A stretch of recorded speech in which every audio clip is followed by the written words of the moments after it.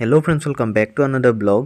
আজি আহিছো আমি লখিমপুৰৰ নাৰায়ণপুৰ আৰু ইয়াতে আছে মাধৱদেৱৰ জন্মস্থান। লখিমপুৰ আহিছিলো সো ভাবিলো ইয়াতে এবাৰ ভিজিট কৰি যাওঁ কাৰণ আগতে অহা হোৱাও নাছিলে।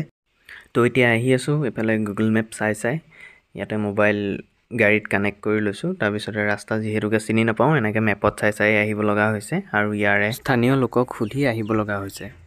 আৰু ফাইনালি আহি পাই গলোহি এতিয়া গাড়ীখন ইয়াতে সন্মুখতে ৰাখি লওঁ যিহেতুকে পাৰ্কিঙৰ বেলেগকে ব্যৱস্থা নাই হেতু কাৰণে ইয়াতে ৰাখি পেলাই ভিতৰলৈ যাওঁ। এয়াই হৈছে জন্মস্থান ভাগিৰ মেইন গেট, মূল দুৱাৰ এখনে আৰু এফালেদি মানুহ সোমায়। তাৰ পিছতে অলপ দূৰ আহিয়ে সোমাই আমি পাওঁ এটা পুখুৰী। তথ্য অনুসৰি এই পুখুৰীটো আগতে ইমান ডাঙৰ নাছিলে, কিন্তু এতিয়া কালক্ৰমত এইটো বন্ধোৱা হ'ল আৰু পৰিষ্কাৰ পৰিচ্ছন্ন কৰি পেলাই আকৌ ভালকৈ বনাই ধুনীয়াকৈ সজাই তোলা হৈছে। তাৰপিছতে লেফ্ট ছাইডে আমি দেখিবলৈ পাইছোঁ এয়া কনষ্ট্ৰাকশ্যন কিবা চলি আছে। ইফালে হয়তো গেষ্ট হাউচ আৰু এই ভাগ হৈছে মূল নামঘৰ ভাগ। আৰু এতিয়া বাৰু নামঘৰৰ ভিতৰলৈ নাযাওঁ কাৰণ কাকো দেখা নাই। আৰু এটা কথা মই মন কৰিছোঁ যে ইয়াত মানুহৰ আহ-যাহ নৰ্মেলি হয় নে নহয় মই ঠিক ধৰিবই পৰা নাই, কাৰণ আমি সোমাই অহাৰ পৰা এতিয়ালৈকে এজনো মানুহক আমি দেখিবলৈ পোৱা নাই। সাধাৰণতে সত্ৰ এখনলৈ গ'লে বহাবোৰ থাকে, সেই বহাৰ পৰা ভকত আহি পেলাই নিজে সোধে, অকণমান গাইড কৰি পেলাই দেখুৱাই দিয়ে, কিন্তু ইয়াত মই সেইটো পৰিৱেশ পোৱা নাই। এইটো কিয় হৈছে কথাটো ঠিক গম নাপাম। আৰু মই আপোনালোককো ক'ম যে এইবোৰ প্লেচ ভিজিট কৰক, অলপ এইখিনি কথা ব্লগত চোৱাতকৈ নিজে হ'লেও অকণমান এক্সপিৰিয়েঞ্চ কৰক, তেতিয়া অকণমান ভাল লাগে মনটো। কাৰণ ইয়াত মই টুৰিষ্ট একেবাৰে দেখিবলৈ পোৱা নাই, সেইটো কাৰণে অলপ বেয়াও লাগিছে। বাৰু যি কি নহওক এতিয়া ভিডিঅ'টো কণ্টিনিউ কৰোঁ। আৰু এয়া সন্মুখত আপোনালোকক অথনি দেখুওৱা পুখুৰীটোৱেই এইটো। এয়া চাইনবৰ্ডত মাৰি থৈছে, লিখি থৈছে উজিৰৰ পানী খোৱা পুখুৰী। তাৰপিছতে ইয়াৰ ছাইডতে আছে মূল নামঘৰ ভাগ, এই ভাগ মই দেখুৱাই দিছোঁ। অথনি দেখুওৱা গেটখন আছিলে সেয়া নামঘৰৰ ফ্ৰণ্টত থকা, আৰু এইখন হ'ল 2 নম্বৰখন গেট যোনখন এইফালে আছে। আৰু শ্ৰী শ্ৰী মাধৱদেৱৰ জন্মভেটি হ'ল এই ভাগ, অৰ্থাৎ ইয়াতে মাধৱদেৱে জন্মগ্ৰহণ কৰিছিল, ইয়াতে তেওঁলোকৰ ঘৰ আছিলে। আৰু এইকণতে মাজতে মই এটা কথা কৈ দিওঁ, মই ৰেগুলাৰলি ভিডিঅ' আপলোড কৰিব নোৱাৰা মেইন কাৰণটো হ'ল মোৰ ফোনটো অকণমান বেয়া হৈছে আৰু পটককৈ নতুন ফোন এটা ল'বলৈও অকণমান দিগদাৰ, কিয়নো ভাল ফোন এটা নহ'লে তাত ভিডিঅ' কোৱালিটিও ভাল নহয় আৰু কোৱালিটি কণ্টেণ্ট যদি মই দিব নোৱাৰোঁ তেতিয়া ভিউজো নাহে।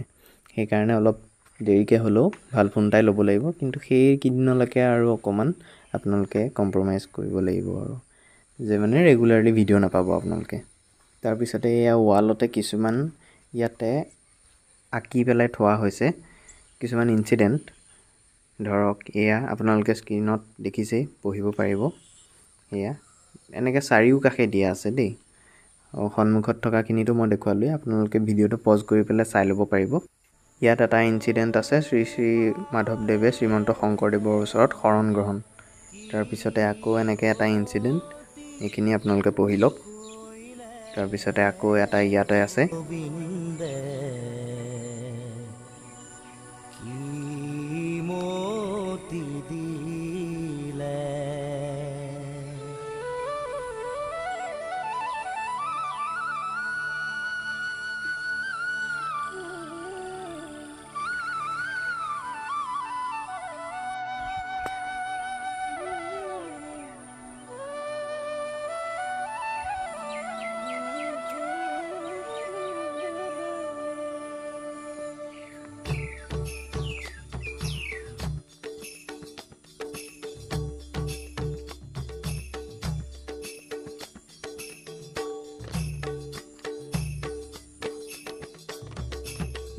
গোপালে কি গতি কৰিলে গোবিন্দে,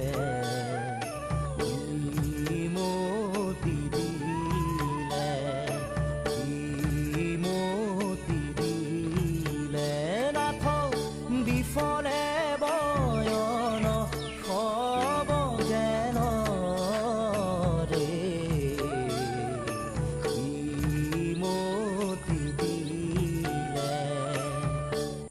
আৰু ইয়াৰে পিছত এয়া হ'ল এখন মেপ গোটেই জন্মস্থান ভাগিৰ। আৰু উজিৰৰ গা ধোৱা পুখুৰী এই ভাগ আৰু এই লিষ্টখন মন কৰিবলগীয়া ইয়াতে বহুত ইনফৰমেশ্যন আছে তো আজিৰ ভিডিঅ' ইমানেই আছিল পুনৰ লগ পাম আকৌ নতুন এটা ভিডিঅ'ত তো আজিলৈ বাই বাই